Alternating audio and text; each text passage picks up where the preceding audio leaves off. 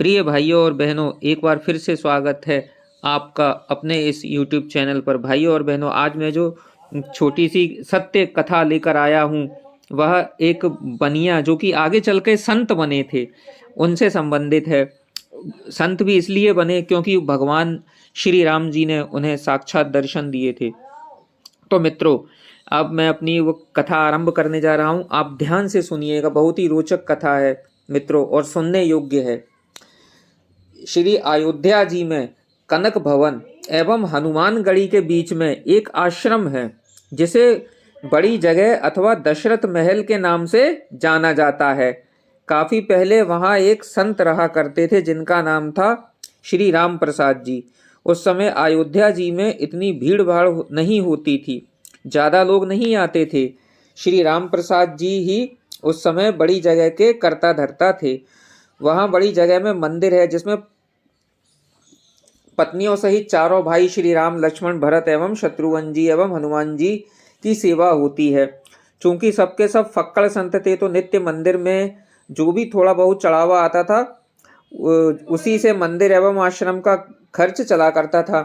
प्रतिदिन मंदिर में आने वाला सारा चढ़ावा एक बनिए को, जिसका नाम था पलटू बनिया, भिजवाया जाता था। उसी धन से थोड़ा जो भी राशन आता था, उसी का भोग प्रसाद बनकर भगवान को भोग लगता था, और जो भी संत आश्रम में रहते थे वह खाते थे।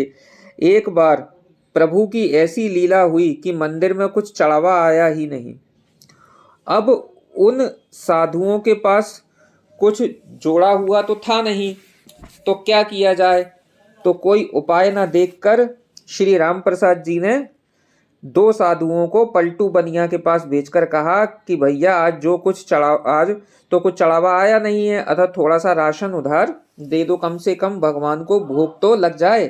पलटू बनिया ने जब यह सुना तो उसने यह कहकर मना कर दिया कि मेरा और महंत जी का से लेना देना तो नगद का है, मैं उधार में कुछ नहीं दे पाऊंगा।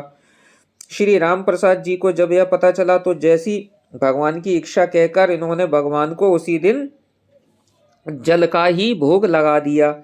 सारे साधु भी जल पीकर ही रह गए। प्रभु की ऐसी परीक्षा थी कि रात्रि में भी जल का ही भोग लगा, और सभी साधु जल पीकर ही भूखे सो गए। वहां मंदिर में नियम था कि शयन करते समय भगवान को एक बड़ा सुंदर पीताम्बर उड़ाया जाता था, तथा शयन आरती के बाद श्री राम प्रसाद जी नित्य करीब 1 घंटा बैठकर भगवान को भजन सुनाते थे। पूरे दिन वे भूखे राम प्रसाद जी बैठे भजन गाते रहे और नियम पूरा करके सोने चले गए। धीरे धीरे करके रात बीतने लगी। करीब आधी रात को पलटू बनिया के घर का दरवाजा किसी ने खटखटाया। वो बनिया घबरा गया कि इतनी रात को कौन आ गया। जब आवाज सुनी तो पता चला कुछ बच्चे दरवाजे पर शोर मचा रहे थे। अरे पलटू, पलटू सेठ, अरे दरवाजा खोल। उसने हड़बड़ाकर खींचते हुए दरवाजा खोला। सोचा कि जरूर ये बच्चे शरारत कर रहे होंगे, अभी इनकी अच्छे से डांट लगाऊंगा। जब उसने दरवाजा खोला तो देखा कि 4 लड़के, जिनकी अवस्था 12 वर्ष की रही होगी, एक पीताम्बर ओढ़कर खड़े थे।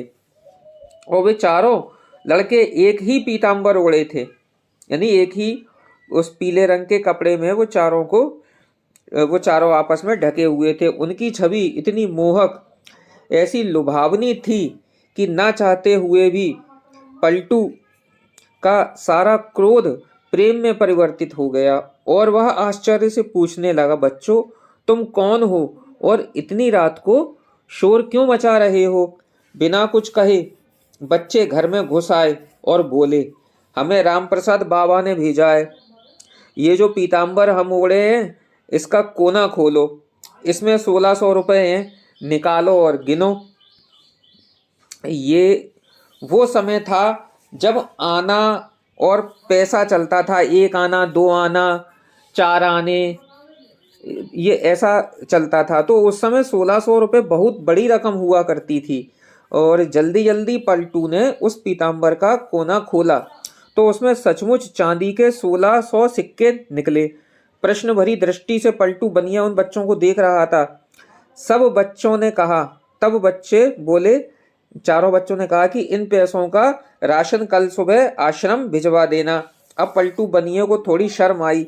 हाय, आज मैंने राशन नहीं दिया, लगता है महंत जी नाराज हो गए हैं, इसलिए रात में ही इतने सारे पैसे भिजवा दिए। पश्चाताप, संकोच और प्रेम के साथ उसने हाथ जोड़कर कहा, बच्चों, मेरी पूरी दुकान भी उठाकर मैं महंत जी को दे दूंगा तो भी ये पैसा ज्यादा ही होगा।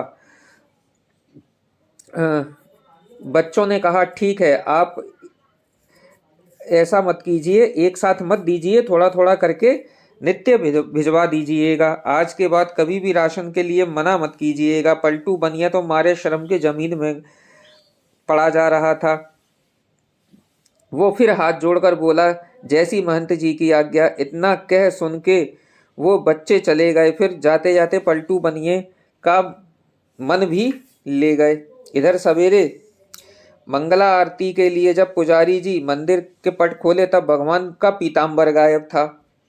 उन्होंने ये बात राम प्रसाद जी को बताई और सबको लगा कि कोई रात में पीताम्बर चुरा ले गया। जब थोड़ा दिन चढ़ा तो गाड़ी में ढेर सारा सामान लदवा के कृतज्ञता के साथ हाथ जोड़े हुए पलटू बनिया आया और सीधा राम प्रसाद जी के चरणों में आकर गिर के क्षमा मांगने लगा। राम प्रसाद जी को तो कुछ पता ही नहीं था। वे पूछे, क्या हुआ? अरे, किस बात की माफी मांग रहा है? पर पलटू बनिया उठे ही नहीं और कहे, महाराज, रात में पैसे भिजवाने की क्या आवश्यकता थी? मैं कान पकड़ता हूँ, आज के बाद कभी भी राशन के लिए मना नहीं करूँगा। और ये रहा आपका पीताम्बर, वो बच्चे मेरे यहाँ छोड़ गए थे, बड़े प्यारे बच्चे थे। इतनी रात को बेचारे पैसे लेकर आ भी गए और बुरा भी ना माने, तो मैं एक बात बालकों को फिर से देखना चाहता हूँ। आप बुरा ना माने तो एक बार बालकों को फिर से दिखवा दीजिए। जब राम प्रसाद जी को वो पीताम्बर जब राम प्रसाद जी ने पीताम्बर देखा तो पता चला ये तो हमारे मंदिर का ही है जो गायब हो गया था। अब वो पूछें ये तुम्हारे पास कैसे आया? तब उस बनिया ने रात वाली सारी घटना बताई। अब तो राम प्रसाद जी भागे जल्दी से और सीधा मंदिर जाकर भगवान के पैरों में पड़कर रोने लगे कि हे भक्तवत्सल, मेरे कारण आपको आधी रात में इतना कष्ट उठाना पड़ा, और कष्ट उठाया सो उठाया। मैंने जीवन भर आपकी सेवा की है, मुझे तो दर्शन ना हुआ और इस बनिए को आधी रात में दर्शन देने पहुंच गए।